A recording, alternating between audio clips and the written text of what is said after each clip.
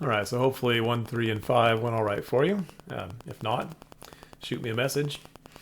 But let's move on to looking at kind of one of the classic types of applications for these work problems. So let's consider a cliff, and this cliff has a rope hanging off of it. So here's our rope hanging over the edge and down.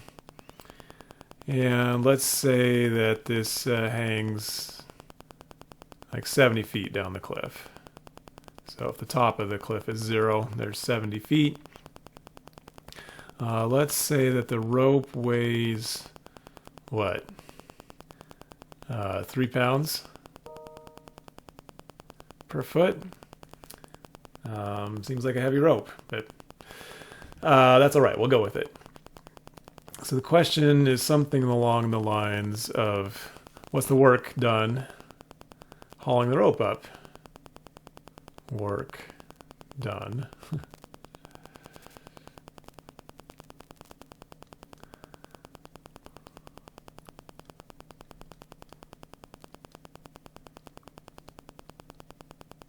Okay. So the problem there, of course, is that this little bit of rope moves a certain distance, and this little bit of rope moves a different distance.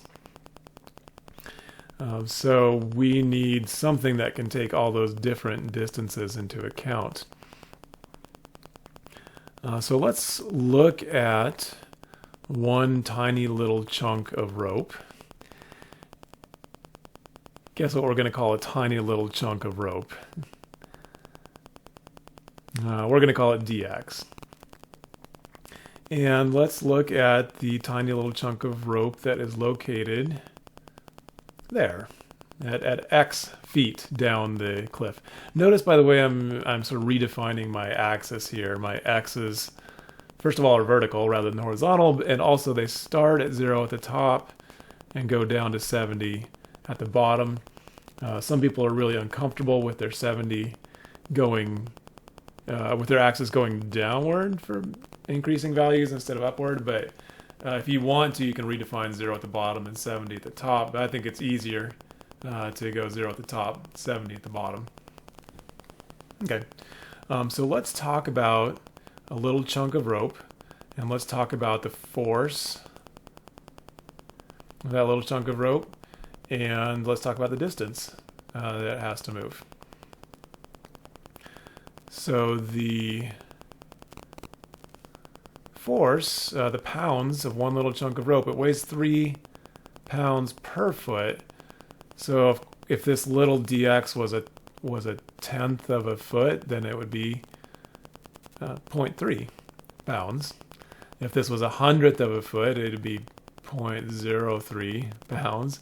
And in general, whatever this dx is, the weight, the force of one of those is going to be 3 times dx, the 0.1 or the 0.01, whatever that change in x might be.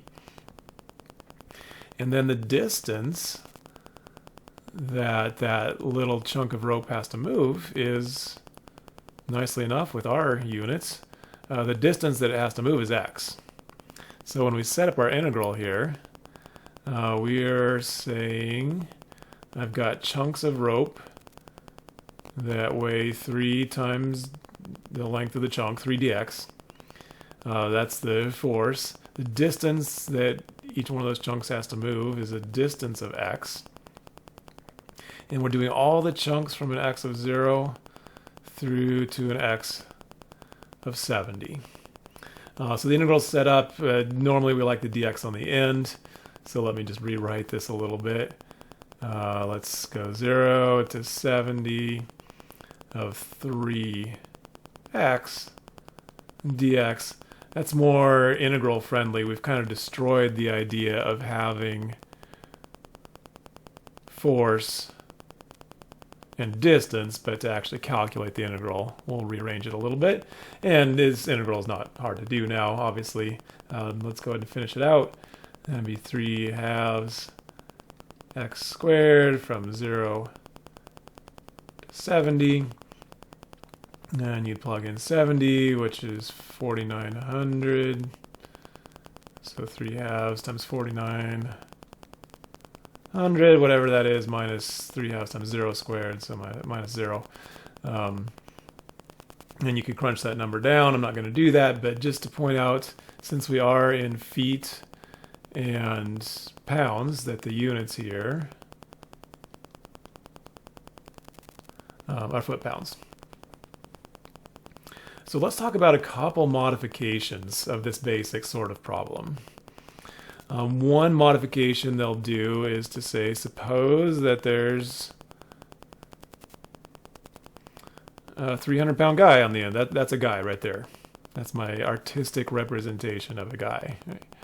So suppose you've got an extra 300-pound weight on the end of this rope. And the question now is, what's the work done hauling up the rope?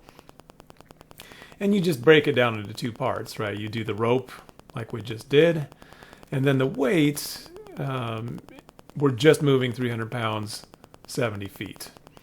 So for this chunk, we don't need calculus. I mean, you can set it up as calculus, but you don't need it. We can just say we've got a force of 300 pounds, that we're moving 70 feet, and that's, let's see, 3 zeros and a 21. So 21, 1, 2, 3. So another 2,100 foot-pounds involved with adding on this 300-pound guy. So that's one modification. And another possible modification, let's see, let me take that constant weight off. Another possible modification is sometimes they'll say something like, what if we just haul the rope halfway up? And we don't haul it all the way up. So the first part you would say is, well, we kind of have two different situations going now.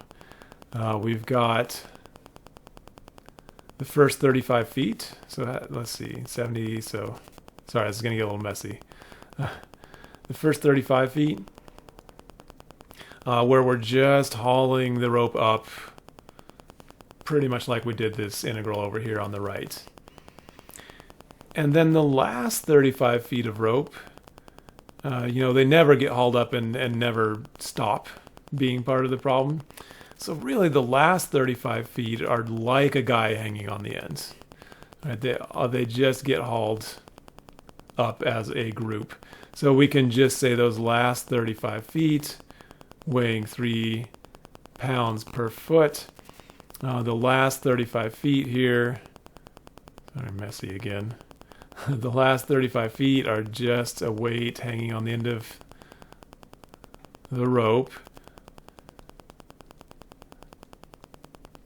of 105 pounds. So that portion we'll just treat it like 105 pounds being moved 35 feet. So that part would be 105 pounds, all of which gets hauled up 35 feet.